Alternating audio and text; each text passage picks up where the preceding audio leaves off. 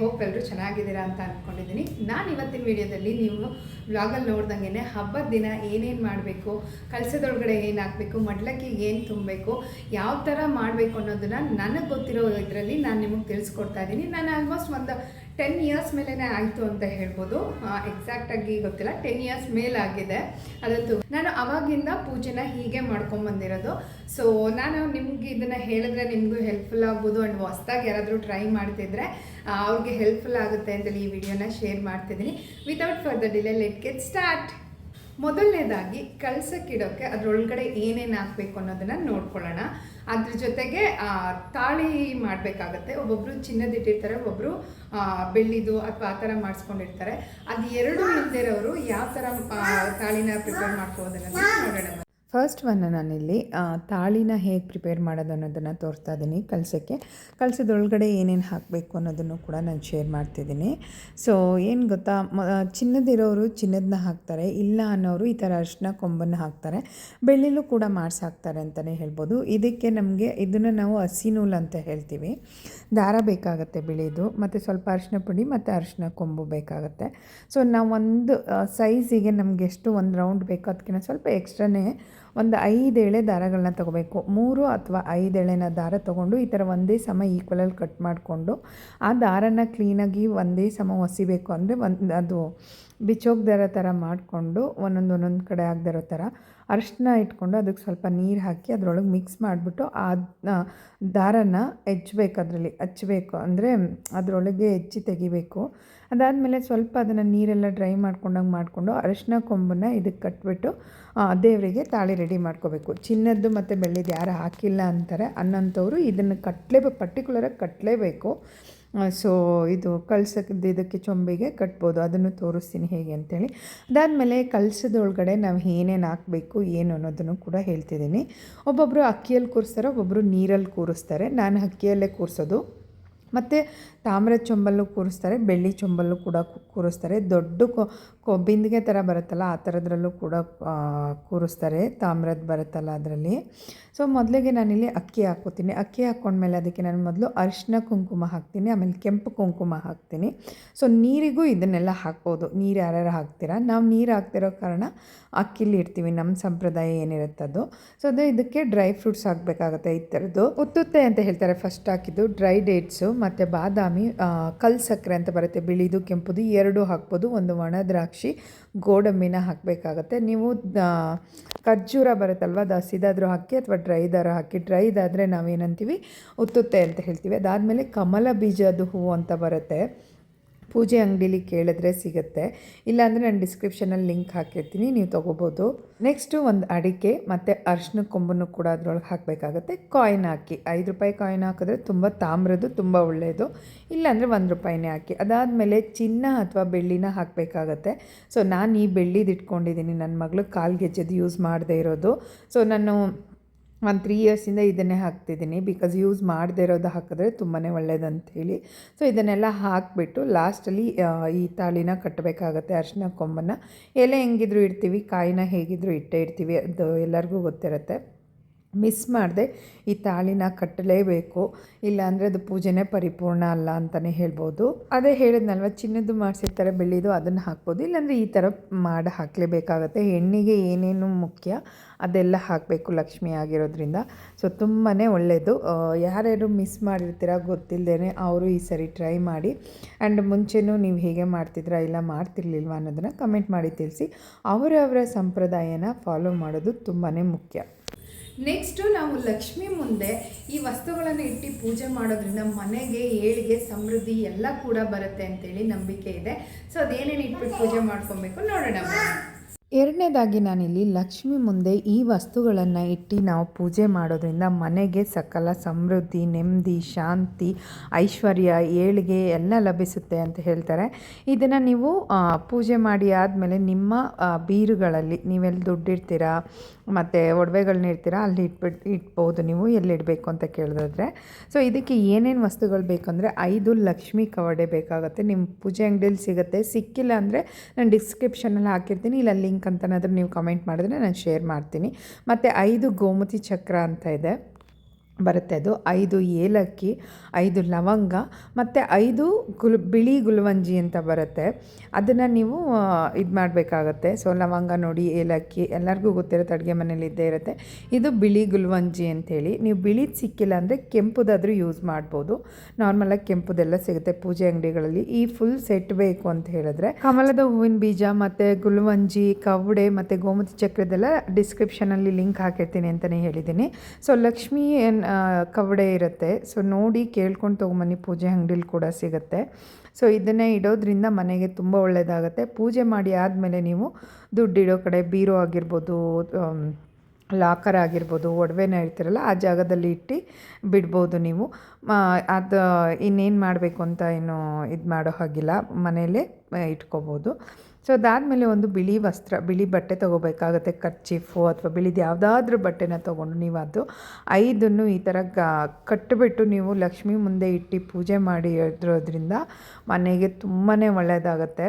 So Lakshmi ಕೃಪೆ ಕಟಾಕ್ಷ ಯಾವಾಗಲೂ ನಮ್ಮ ಮೇಲೆ ಇರುತ್ತೆ ಅನ್ನೋದು ನಂಬಿಕೆ ಕೂಡ. ಅದನ್ನು ನಾನು ಕೂಡ ಫಾಲೋ ಮಾಡ್ಕೊಂಬರ್ತಿದ್ದೀನಿ. ಸೊ ನಿಮ್ಮ ಜೊತೆನೂ ಕೂಡ ಶೇರ್ ಮಾಡ್ತಿದ್ದೀನಿ. ನಿಮಗೂ ಒಳ್ಳೆಯದಾಗಲಿ, ದೇವರು ಎಲ್ಲರಿಗೂ ಒಳ್ಳೇದು ಮಾಡಲಿ ಅನ್ನೋದೇ ತಾನೇ ನಮ್ಮ ಮನೆ ಭಾವನೆ. ಇದನ್ನು ಮಿಸ್ ಮಾಡದೆ ಮಾಡಿ ದೇವ್ರ ಮುಂದೆ ಇಟ್ಟು ಪೂಜೆ ಮಾಡಿ ಒಳ್ಳೆಯದಾಗತ್ತೆ. ಸೊ ನೆಕ್ಸ್ಟು ಮಡ್ಲಕ್ಕಿನ ಹೇಗೆ ತುಂಬೋದು ಅಮ್ಮನವರಿಗೆ, ಅಂದರೆ ಲಕ್ಷ್ಮಿಗೆ ಮಡ್ಲಕ್ಕಿ ಇದರಲ್ಲಿ ಏನೇನು ಇಡ್ಬೋದು ಅನ್ನೋದನ್ನು ನೋಡ್ಕೊಳ್ಳೋಣ ಬನ್ನಿ. ಮೂರನೇದಾಗಿ ವರಮಹಾಲಕ್ಷ್ಮಿಗೆ ಅಂದರೆ ಅಮ್ಮನವರಿಗೆ ಏನೇನು ಮಡ್ಲಕ್ಕಿನ ನಾವು ಇಡ್ಬೋದು ಅನ್ನೋದನ್ನು ಕೂಡ ನಾನು ಶೇರ್ ಮಾಡ್ತೀನಿ. ಎಷ್ಟೊಂದು ಜನಕ್ಕೆ ಗೊತ್ತಿರಲಿಲ್ಲ, ನಾನು ಕೂಡ ತಿಳ್ಕೊಂಡು ನಾನು ಇವಾಗ ಕಲ್ತಿರೋದು. ಇವಾಗ ಅಂತಲ್ಲ, ನಾನು ಸ್ಟಾರ್ಟಿಂಗ್ ಯಾವಾಗ ಮಾಡಿದೆ ಆವಾಗಲಿಂದನೂ ಕೂಡ ನಾನು ಇದೇ ಥರ ಫಾಲೋ ಮಾಡ್ಕೊಂಬರ್ತಿರೋದು. ಫಸ್ಟ್ ನಾವು 1 kg, ಅರ್ಧ kg ಎಷ್ಟು ಬೇಕೋ ಅಷ್ಟಕ್ಕಿಂತ ಯೂಸ್ ಮಾಡಿರಬಾರ್ದು. ಸಪ್ರೇಟಾಗಿ ತೊಗೊಂಬಂದು ಮಾಡಬೇಕು. ಯೂಸ್ ಮಾಡಿ ಅಥವಾ ಪೂಜೆ ಮಾಡಿರೋದು ಆ ಥರ ಆಗಬಾರ್ದು. ಅದಾದಮೇಲೆ ನಾನು ಕಳ್ಸೋಕ್ಕೆ ಸೀರೆ ಉಡ್ಸಲ್ಲ, ರೆಡಿಮೇಡ್ ಇರ್ತಿರೋದ್ರಿಂದ ಸೀರೆನೂ ಕೂಡ ಇಡ್ತೀನಿ ದೇವರಿಗೆ.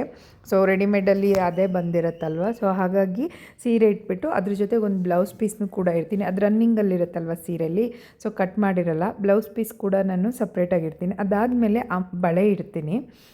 ಸೊ ಯಾವುದಾದ್ರೂ ಕಲರ್ ಇಡ್ಬೋದು ನೀವು, ಪರ್ಟಿಕ್ಯುಲರಾಗಿ ಸೇಮ್ ಕಲರ್ ತಂದರೆ ಸೇಮ್ ಇಡ್ಬೋದು. ಅದಾದಮೇಲೆ ಅಮ್ಮನ ಅಚ್ಚು ಅಂತ ಬರುತ್ತೆ. ಸೊ ಅದರಲ್ಲಿ ಕುಂಕುಮ, ಬಳೆ, ಐಬ್ರೋ, ಐಬ್ರೋದಿದು, ಕನ್ನಡಿದು ಎಲ್ಲ ಇರುತ್ತೆ. ಇದನ್ನು ಮರೀದಂಗೆ ತಂದಿಡಿ. ಎಲ್ಲರೂ ಕೂಡ ಇರ್ತಾರೆ. ಇದನ್ನು ತುಂಬಾ ಒಳ್ಳೆಯದು ಲಕ್ಷ್ಮಿಗೆ, ಹೆಣ್ಮಕ್ಳಿಗೆ ಅಂತ. ಅದಾದಮೇಲೆ ಕೊಬ್ಬರಿನ ಇಡ್ತಾರೆ. ಅರ್ಧ ಮಾಡಿ ಇಡೋರು ಇರ್ತಾರೆ, ಒಂದು ಇಡೋರು ಕೂಡ ಇರ್ತಾರೆ. ಅದ್ರ ಜೊತೆಗೆ ಒಂದು ಅಚ್ಚು ಬೆಲ್ಲ, ಬಿಳಿ ಬೆಲ್ಲ ಬರುತ್ತೆ, ಅಚ್ಚೇನ ತೊಗೋಬೇಕು, ಅದನ್ನು ಕೂಡ ಇಡ್ತಾರೆ. ಅದಾದಮೇಲೆ ಎಲೆ ಅಡಿಕೆ, ಎಲ್ಲರೂ ಕುಂಕುಮಕ್ಕೆ ಇಟ್ಟೇ ಇಡ್ತೀವಲ್ವ, ಎಲೆ ಅಡಿಕೆ. ಅದ್ರ ಜೊತೆಗೆ ನಿಮ್ಗೆ ಎಷ್ಟಾಗುತ್ತೆ ಅಷ್ಟು ದುಡ್ಡನ್ನ ಇಡಬಹುದು. ಸೊ ಮತ್ತು ಅದ್ರ ಜೊತೆಗೆ ಒಂದು ಹೂವು, ನೀವು ಯಾವುದಾದ್ರೂ ಹೂವು ಇಡ್ಬೋದು, ಸೇವಂತಿಗೆ ಇಡ್ಬೋದು ಅಥವಾ ಮಲ್ಲಿಗೆ ಹೂವು ಯಾವುದಾದ್ರೂ. ಅದ್ರ ಜೊತೆಗೆ ಒಂದು ಹಣ್ಣು ಇಡಬೇಕಾಗತ್ತೆ. ಬಾಳೆಹಣ್ಣನ್ನೇ ಜಾಸ್ತಿ ಜನ ಪ್ರಿಫರ್ ಮಾಡೋದು. ಸೊ ನೀವು ಯಾವುದಾದ್ರೂ ಹಣ್ಣು ಇಡ್ಬೋದು. ಮತ್ತು ನಾನು ಇಲ್ಲಿ 101 ರೂಪಾಯಿ ಇಡ್ತಾಯಿದ್ದೀನಿ. ನಿಮ್ಮ ಕೈಲಾದಷ್ಟು ನಿಮ್ಗೆ ಎಷ್ಟಾಗುತ್ತೆ ಅಷ್ಟಿಡಿ. ನಾನು ಸಪ್ರೇಟ್ ದುಡ್ಡನ್ನು ಕೂಡ 5 ರೂಪೀಸ್ ಕಾಯಿನ್ಸ್ ಅಂತೇಳಿ ದೇವರಿಗೆ ಅಂತ ಎತ್ತಿಟ್ಕೊಂಡಿದ್ದೀನಿ. ಆ ತಟ್ಟೆ ಬೇರೆ ಇಡ್ತೀನಿ. ಮಡ್ಲಕ್ಕಿ ಜೊತೆಗೂ ಕೂಡ ನಾನು ಇಡ್ತೀನಿ. ಹೂವನ್ನು ಅಷ್ಟೇ, ನೀವು ಯಾವ ಕಲರ್ ಆದರೂ, ಸೇವಂತಿಗೆ ಆಗಿರ್ಬೋದು, ರೋಸು, ಮಲ್ಲಿಗೆ ಹೂವು, ಏನು ಕೂಡ ಇಡ್ಬೋದು. ಹಣ್ಣನ್ನು ಅಷ್ಟೇ, ಜಾಸ್ತಿ ಜನ ಅದೇ ಬಾಳೆಹಣ್ಣ ಪ್ರಿಫರ್ ಮಾಡ್ತಾರೆ. ಯಾವುದಾದ್ರೂ ಹಣ್ಣು ನಿಮ್ಮ ಕೈಲಾದಷ್ಟು ಹಣ್ಣನ್ನು ಇಟ್ಬೋದು.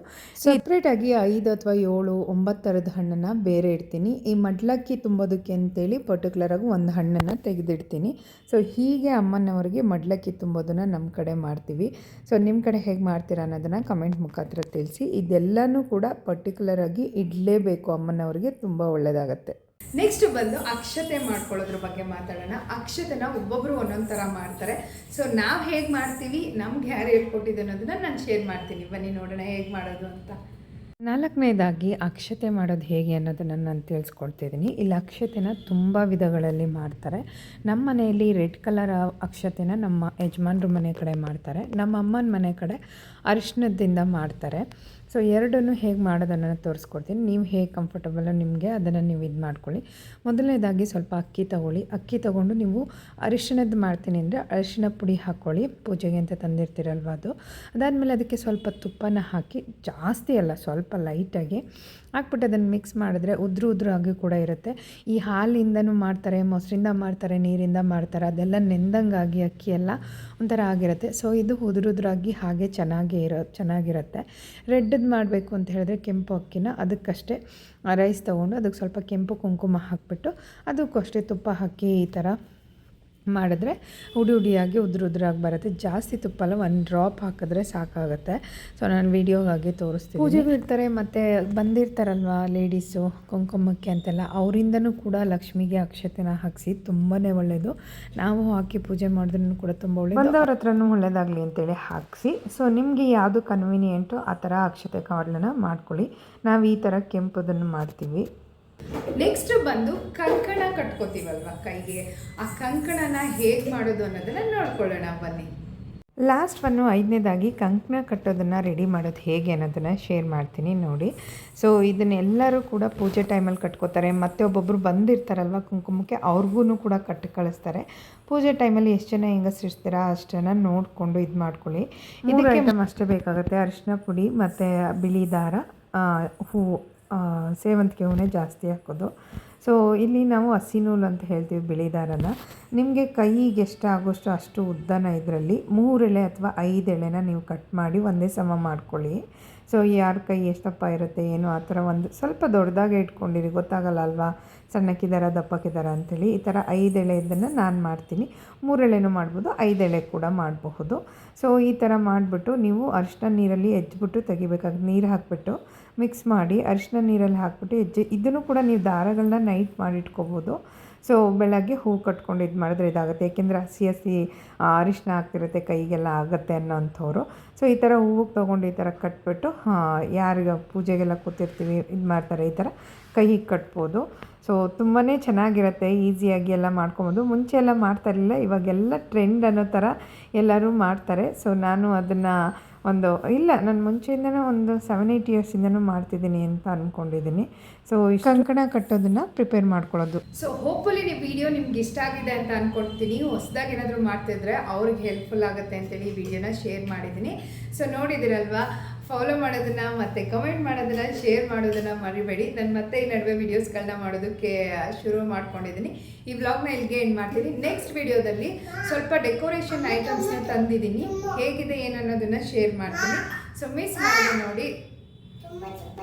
ಓಕೆ ಇನ್ನೂ ತುಂಬ ಈ ವ್ಲಾಗ್ನ ಇಲ್ಲಿಗೆ ಎಂಡ್ ಮಾಡ್ತೀನಿ. ನೆಕ್ಸ್ಟ್ ವ್ಲಾಗಲ್ಲಿ ನಾನು ನಿಮಗೆ ಸಿಗ್ತೀನಿ. ಅಲ್ಲಿ ತನಕ ನಗ್ತಾ ಇರಿ, ಖುಷಿಯಾಗಿರಿ. Love you all. Bye, take